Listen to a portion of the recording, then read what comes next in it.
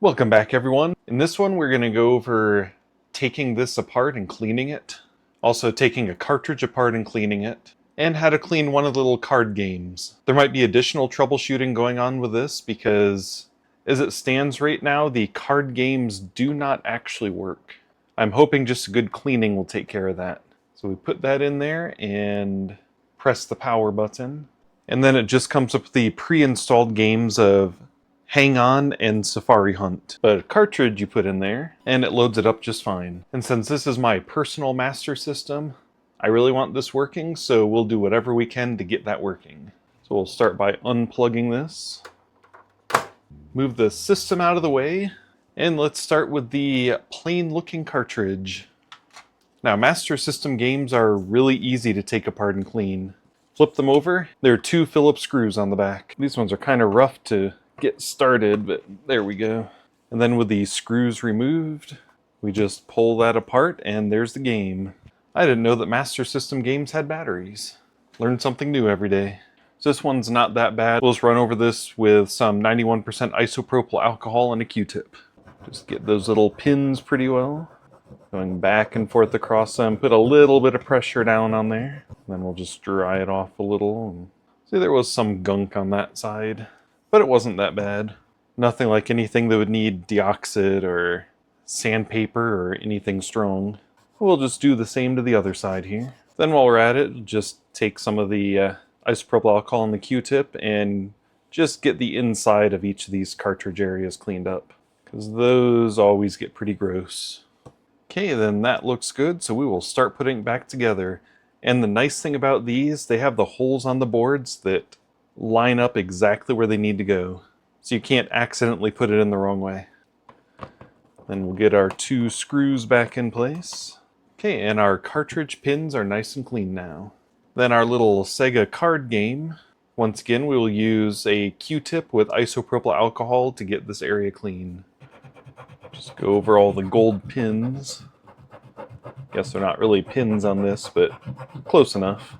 Yeah, those ones definitely were not bad. They're nice and shiny, but we will see what happens after we clean the system. So now we have this beast. Sega made it pretty easy to do this. There are just 6 Phillips screws in here that we need to take out. We're using our bigger screwdriver for this just to make it a little easier. Then with all the screws out, grab the back of the system and just kind of pull that apart, and then kind of pull from the sides up on the front.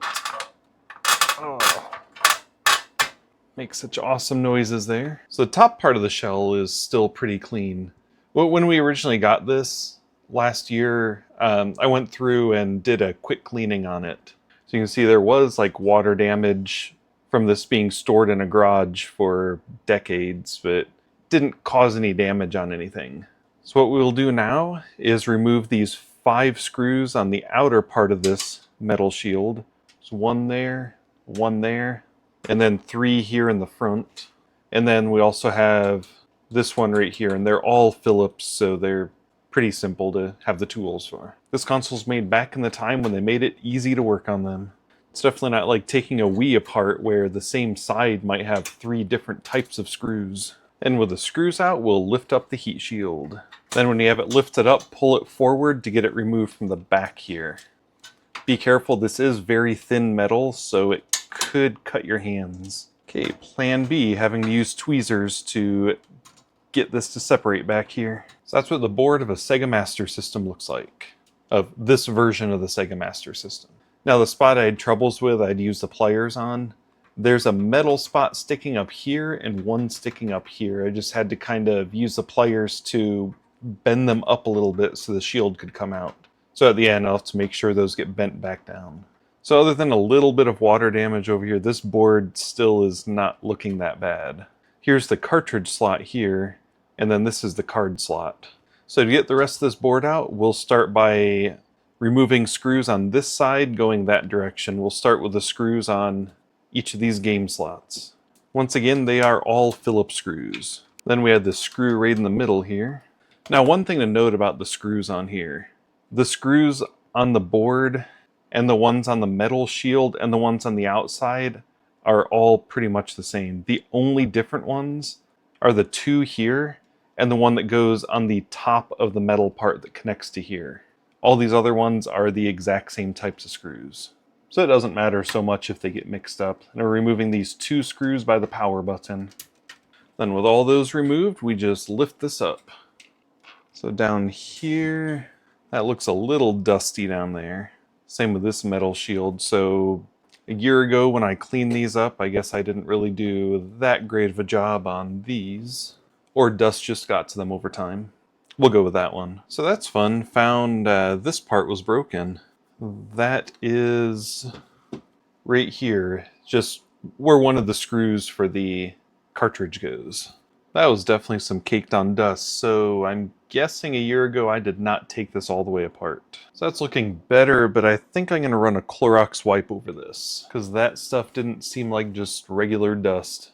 It's probably some of the residue left over from it being in a garage for decades. Okay, that's looking better. We'll put this back in here. We probably don't need the shields, but I kind of like it authentic. Board's looking pretty clean except for that spot. So I'm going to do my favorite little isopropyl alcohol and a Q-tip. Get that looking a lot nicer.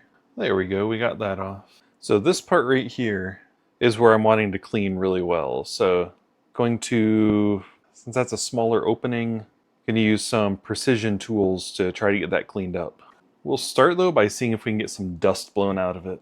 We will start by using this. Just kind of scrape in here, see if we can get any buildup knocked loose. Then we'll take a Q-tip with alcohol and just try to get a whole bunch of the alcohol inside of this.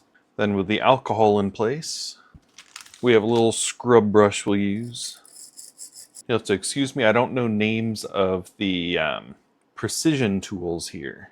Just a lot of stuff get in kits from like iFixit for cleaning. And then just on Amazon, you can order a bunch of little precision cleaning tools. Even in the makeup aisle or the dental aisle, you can get different things to help out with cleaning. Okay, I think we did a decent job getting it cleaned up some, so go ahead and put this all back together. So we have the base, we will line the board up in here, and then start putting screws in, starting with the power switch. Just test the power switch, make sure that it's aligned correctly. Okay, then we'll get this center one in. Once again, these are the same screws that most everywhere else uses. So we'll go ahead and get the card slot screwed in. And the cartridge slot uses the black screws, so we will put those in there. This one is broken, so it'll probably just kind of set in there. So before we put anything else back together, we'll go ahead and test this slot. Okay, here we go. Hey, it's picking up Ghost House now. So it just needed a nice cleaning to it. That's kind of exciting. I've been wanting to play this game since I got it, but I haven't been able to. Go ahead and turn that back off and unplug it. Then remove the game.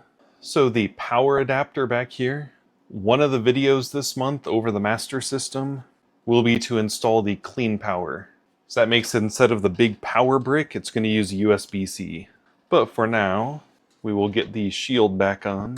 And then just note, when you are getting it back on here, those little metal spots, the shield needs to line up with those in between these 3 tabs. Pliers, just to get that bent back up there. There we go. So it will look like this when it's aligned correctly. Then we'll get these screws all put back in place. One back here, one right here, one right here, one on the other side of the controller input, and then one in the back corner by the power.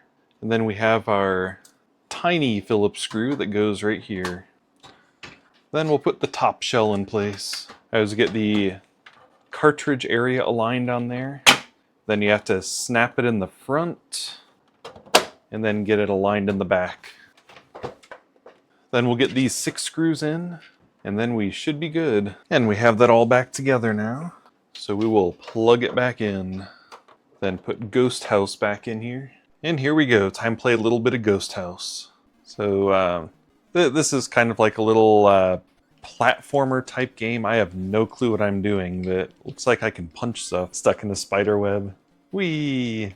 So yeah, let me know if you have a Sega Master System, what your favorite game is on it. Another one that I have that is in my queue to play is the original Phantasy Star. That's going to be a lot of fun. Always a fan of RPGs. So if you enjoyed this, then make sure to leave a thumbs up, especially if it helped you out in knowing how to take the system apart or take some of the games apart to get them all cleaned up. Whoa, there's Dracula. Get to punch him in the face. Oh, nope, he's punching me in the face. Also, if you enjoy this kind of stuff with the retro consoles getting taken apart, getting modified, cleaned, repaired, any of that kind of stuff, then make sure to subscribe. If you have any questions or anything, then let me know in the comments, and I'm usually pretty good about replying quickly to them. Oh, I beat up Dracula and got full power. Awesome. Okay, this game is kind of fun. But I want to thank you for watching. Have a nice day.